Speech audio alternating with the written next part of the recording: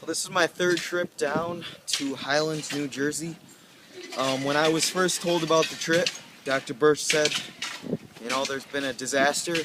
I'd like to take some students down, and I had to make a big decision because I'm in the Civil Air Patrol, and I was called up to active duty to go and aid in the first aid and relief effort. And I decided, because of God speaking to me, that I would come with a group of kids down and just see the devastation and damage.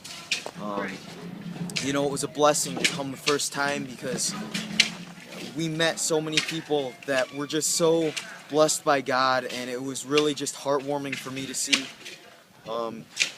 That trip led to the Christmas trip.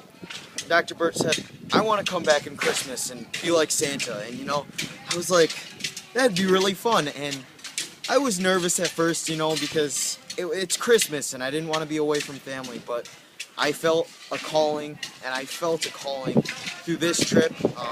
I was very thankful to Dr. Birch for letting me do all the work that I have been able to do.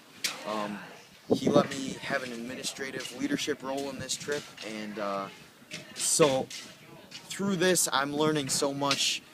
Well, I can lead and help these students learn, and God has blessed us